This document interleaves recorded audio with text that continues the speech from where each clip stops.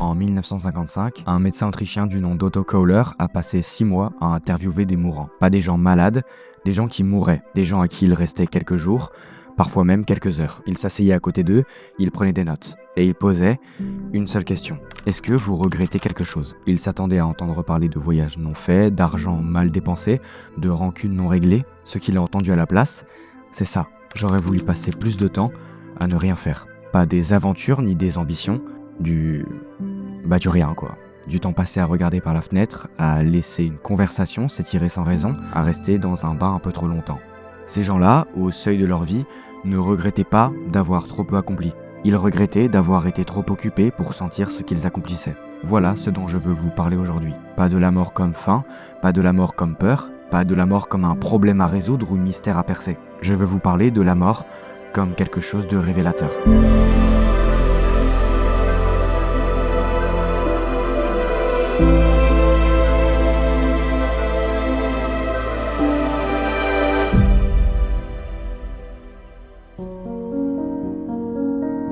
Il y a une image que j'aime beaucoup. Je sais plus trop où je l'ai lue, mais pour la suite de ce que je vais vous raconter aujourd'hui, je pense que c'est la meilleure façon de présenter les choses. Imaginez que vous tenez dans vos mains un verre d'eau.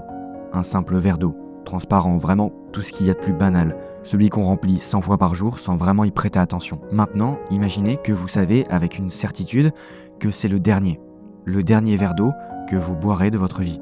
Est-ce que vous le buvez différemment ? Bien sûr que oui. En premier lieu, vous le regardez. Vous voyez l'eau bouger légèrement, vous sentez l'algidité du verre dans votre main, puis vous buvez lentement. Et l'eau a un goût que l'eau n'a jamais eu. Ce verre d'eau est exactement le même qu'hier. Rien n'a changé dans sa composition chimique, comme dans sa température ou dans sa transparence. Ce qui a changé, c'est vous. Albert Camus a écrit un roman à 25 ans qu'il n'a jamais publié. Il s'appelle « La mort heureuse ». Il l'a gardé dans un tiroir jusqu'à sa propre mort, en 1960, renversé par une voiture sur une route de campagne. À 46 ans, avec dans sa poche un billet de train inutilisé. Il avait prévu de rentrer en train, il avait changé d'avis au dernier moment. Le destin a cette façon cruelle d'être indifférent à nos projets, vous ne trouvez pas ? Dans ce roman jamais publié, il y a un personnage qui s'appelle Meursault. Meursault passe sa vie à chercher quelque chose qu'il ne sait pas nommer. Il cherche dans l'argent, dans les femmes, dans les voyages, dans le soleil d'Alger, et puis un jour, malade, il s'allonge dans un jardin. Il ne fait rien, mais vraiment rien. Il laisse la lumière tomber sur lui, et pour la première fois, il trouve ce qu'il cherchait. Albert Camus ne lui fait pas trouver le bonheur dans un accomplissement, pas dans une victoire ni dans une révélation, dans un consentement. Le consentement d'être là, d'être mortel et vivant en même temps. Il y a un mot en japonais que je trouve difficile à traduire, mono no aware. On le traduit souvent par la douce tristesse des choses, mais c'est plus subtil que ça. La conscience que les choses passent, que les fleurs de cerisier, les saisons, les visages de gens qu'on aime, et que c'est précisément parce qu'elles passent qu'elles sont belles. Les Japonais ont une fête entière autour de ça, le hanami, contempler les cerisiers en fleurs. Des millions de personnes s'assoient sous les arbres pour regarder les fleurs tomber. Pas pour les retenir, non, juste pour les regarder tomber. Parce que la chute fait partie d'une certaine beauté. Parce que si la fleur ne tombait pas, elle ne serait qu'un objet parmi d'autres. C'est la mort de la fleur qui la rend précieuse. Vous avez sûrement déjà vécu ça. Pas avec des fleurs forcément, mais peut-être avec autre chose. Le dernier soir d'un voyage, quand on regarde la ville différemment parce qu'on sait qu'on part le lendemain. Ou le dernier repas avec quelqu'un qu'on aime et qui va partir loin. Tout d'un coup, les choses ont du relief. Le bruit de la rue en bas, la façon dont la lumière entre par cette fenêtre-là, la couleur d'un mur qu'on ne regardait pas depuis des mois. On voit tout, comme si la perspective du départ avait nettoyé nos yeux. Et la question que je vous pose, la seule qui m'intéresse vraiment, c'est celle-là. Pourquoi faut-il attendre le dernier soir pour voir la ville ? La mort, on s'en méfie comme d'une ennemie. Mais les gens qui l'ont regardée de près, vraiment de très près, ils disent qu'elle les a réveillés.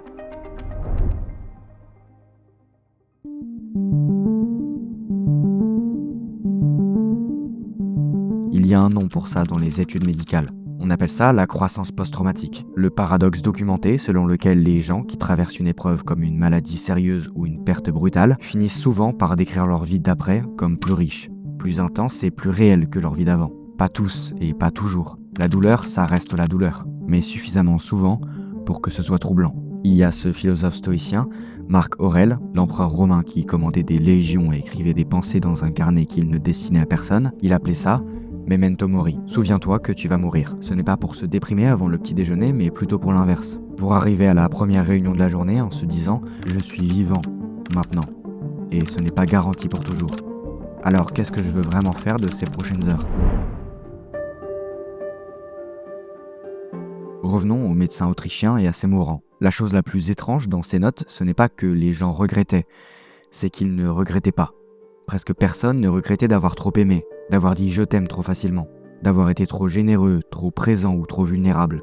Presque personne ne disait « j'aurais dû travailler plus », presque personne ne disait « j'aurais dû moins travailler ». Ce qu'ils regrettaient, c'était la retenue, les mots qu'ils n'avaient pas dit parce que ce n'était pas le moment, les appels qu'ils n'avaient pas passés parce qu'ils étaient trop occupés, les gens qu'ils n'avaient pas serrés contre eux parce que ça ne se faisait pas. La mort, au fond, ne leur reprochait pas leur excès, elle leur reprochait leur prudence. Je sais qu'on vous l'a sûrement sorti 1000 fois cette phrase, mais ça fait partie de la vie de mourir. Alors voilà ce que Camus, Marc Aurèle, les cerisiers japonais et les mourants autrichiens ont en commun. Ils disent tous la même chose avec des mots différents. La mort n'est pas ce qui s'oppose à la vie, elle en est tout simplement la condition. Pas au sens métaphysique ni au sens biologique du terme, mais au sens pratique de notre quotidien. C'est parce que les choses finissent qu'elles comptent vraiment. C'est parce qu'on part qu'on voit la ville. C'est parce que les fleurs tombent qu'on se déplace pour les regarder. C'est parce qu'il y a une limite qu'il y a une urgence. Et cette urgence-là, elle n'a vraiment rien d'angoissant si on lui fait face honnêtement. La dernière page du roman de Albert Camus, Meursault est allongé dans son petit jardin et il est en train de mourir.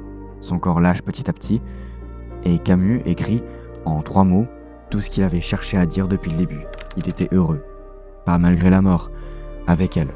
Comme si toute sa vie, ce qu'il cherchait, c'était simplement ça, consentir à être là, entier, sans réserve ou sans attendre que les conditions soient meilleures. La mort heureuse n'est pas une façon de mourir, c'est une façon de vivre avant tout.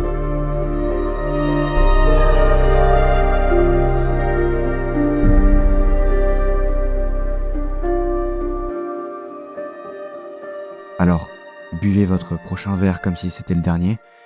Pas tout le temps, juste une fois, ça suffit. Mais vous verrez ce que je veux dire.